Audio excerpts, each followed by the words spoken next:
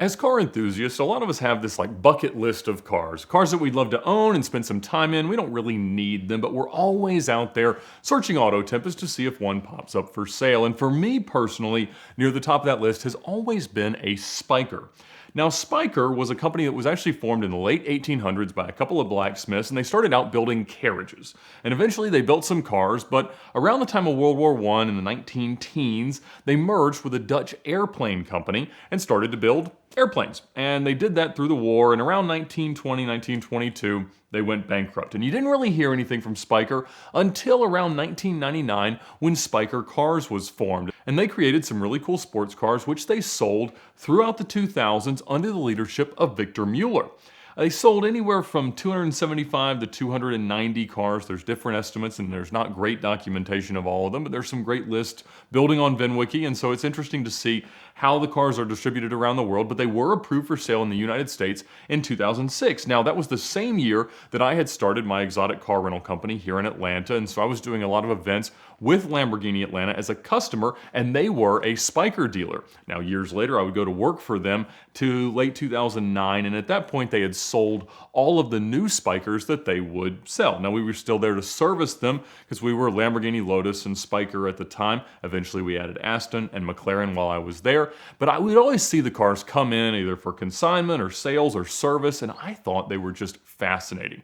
Now, again, the cars were made in the US from model year 2006 to 2010, and they're really, really cool. The early cars are all convertibles. Later, most of them are the coupes, the Laviolettes.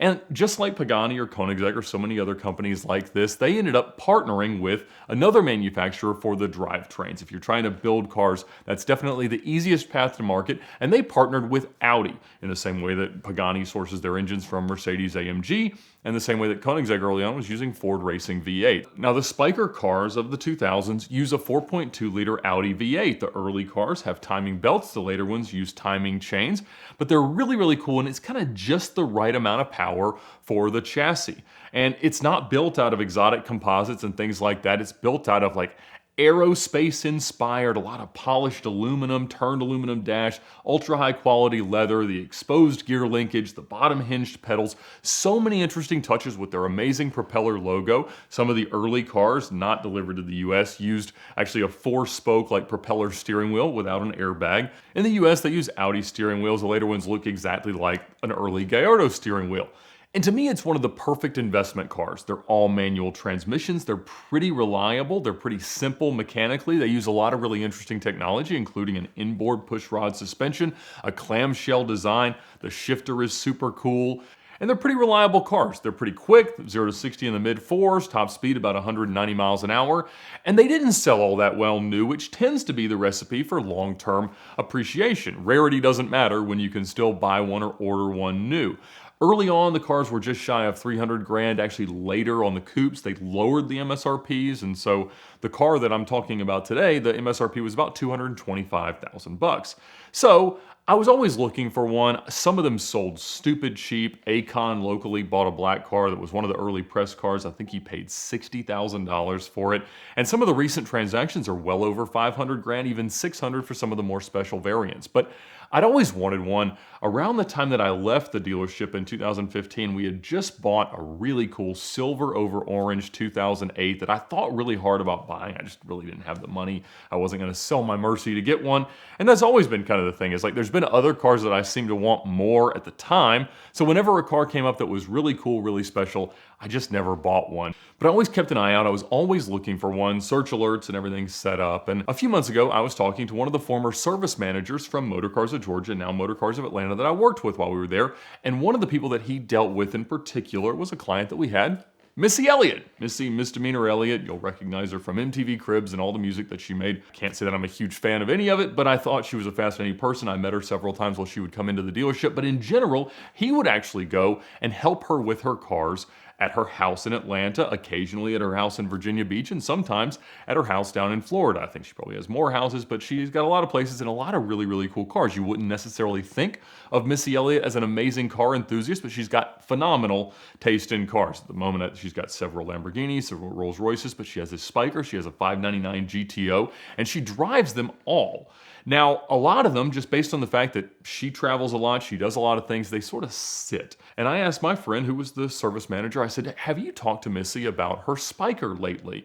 And they said, yeah, she hasn't really driven it in a while. We serviced it a few years ago. As it turned out, it was 5 years ago. But I don't really think she ever wants to sell it, and if she does, she probably thinks it's worth $1 million. And if any car is sort of on a trajectory to hit $1 million price point, Spykers make all the sense in the world. They've climbed in value gradually without these huge spikes or any anomalies. It's really the right recipe for a car to have long-term legitimate appreciation. And so I would like to get one before that really happens, because I don't know that I want to spend $700,000 to buy one. But he said, I'll ask her, and if she says she wants to sell it, I'll call you.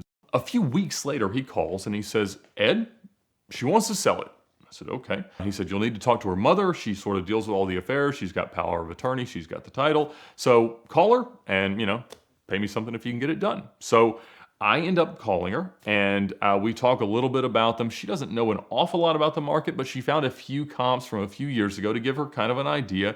And so we start talking, and we agree on a very reasonable price. In fact, her number and my number, we actually did meet in the real middle, not right smack dab in the middle, and I ended up wiring her the money. Now, the car was at Missy's house in Delray Beach, and unfortunately, she had not been there in 5 years. The car had been moved at one point during that period due to some fear of flooding, but it had really not been driven. They did not know the mileage. They knew that it did not start, and it may or may not run. I bought the car totally blind. All I knew is that it had a clean title and a clean Carfax, and they had the title. They had both of the keys. They have this really cool disc key that you can use. The doors open in an exotic way. There's buttons to pop them on the backs of the mirrors. Everything about the car is unique, cool, and very special. And when you're around one, you could be convinced it's a $2 or $3 million car relative to cars that we now think of as being that valuable. The car was near enough to curate it, and I was actually heading out with Arnie Tillman to do Gold Rush right when I bought the car. And so I asked John Tamarian from Curate, and I said, hey, can you just send one of your truck drivers to the house to pick up the car? The caretaker of the property is going to be there. He's got the key. I actually had gotten the spare key from her mother. It was stored up in Virginia. And so I sent John the second key. I said, just in case your guy needs it, but please don't start the car. It's obviously got old gas in it, old fluids, everything. I said, if you don't mind, once it gets there, drain the tank, put fresh gas in, drain the oil, put fresh oil in, and then see if the car will start. A new battery, and it did. Now on a Spyker, you've got a lot of ignition dependence for like the power steering and even the steering column unlock, and so it was very challenging for them to move the car, but they did so, and the pictures that I was starting to get were gorgeous. I mean, the car looked perfect, but we didn't know, again, how many miles it had, anything like that. We just left that blank on the bill of sale. So he gets it started, puts a new battery in it, fresh gas, fresh oil, and it's got like 2,300 miles. He's like, Ed, this car is perfect. Literally, the only flaw on the car was a hairline crack on the glass roof in the corner where you would expect some flex. He's like, look, my guy can put some resin in there. It'll disappear. Apart from that, it may be the nicest Spyker on the planet. Black with a red interior, a ruby interior, they would call it. And just spectacular condition, exceptionally well kept, a whole lot better than I bargained for and a whole lot better than I was expecting. Honestly, a whole lot better than the cars that I like to own because I really want to go and drive them. I'm out doing Gold Rush. That's like a 10-day trip. And so he's playing with the car and he's telling me how badly he wants it for inventory, how badly some of his customers that have walked by want. And I was like, oh, that's great. That's great. I'm excited to see it. And so Gold Rush was actually ending in Miami. And so right after I get done, I go over to Curated to see my Spyker.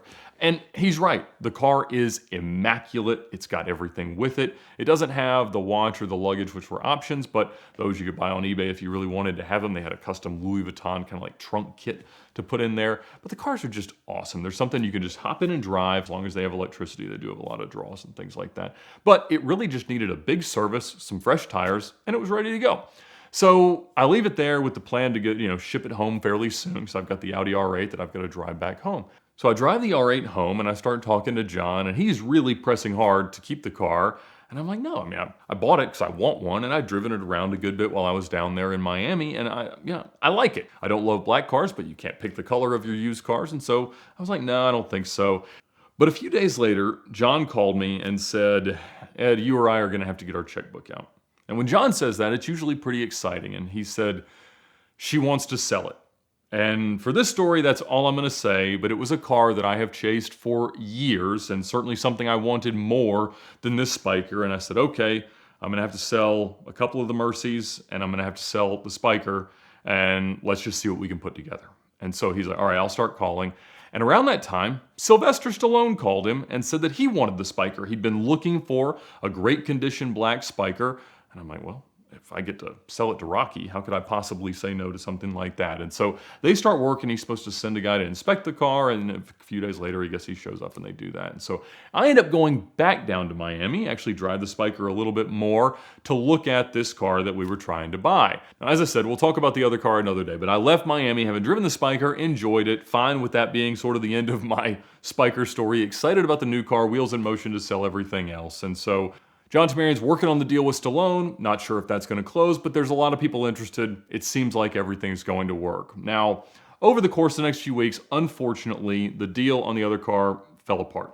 And I don't know that it's 100% apart at the moment, but I don't believe that's going to happen. Fortunately, I hadn't sold the Mercies at that point. And so the idea was, all right, well, are we going to let Sylvester Stallone buy this car? Or is somebody else going to buy it? Or am I just going to bring it back home and drive it? Because the issue that I always run into when I buy these cars, it was the same with the Roof, the same with the 993, the same with a lot of them, I'd always rather just drive my Mercies. And so every time that you would drive the Spyker, I have a Mercy for that occasion. Now, I'd still like to enjoy the Spyker a bit. And so at the moment, I really don't know. It's still down at Curated. I think I'm probably going to ship it up this week and drive it some more. I made a video with it for them while I was down there checking out the other car. So I don't know the answer. I love what the car is. I love what it stands for. I love the experience of driving it. No, it's not the fastest thing in the world. No, it's not the most special or valuable or anything. It's just really, really cool. It makes every drive that you take in it feel really cool, and it checked off a great car on my bucket list of things to own. So who knows what the future is for me, my Spyker, whoever's Spyker, not Sylvester Stallone Spyker, because he just had a very nasty divorce be announced. But regardless, I got a cool car, and I can't wait to enjoy it some more. Right now, I need you to check out Auto Tempest at the link in the description below to find whatever car you're searching for. It's how I find cars like this Spyker, and I search there almost every single day. They make Car Trek possible, and they've been a supporter of VINwiki for the last 4 years. So please check them out now to find your next car and support them for supporting us.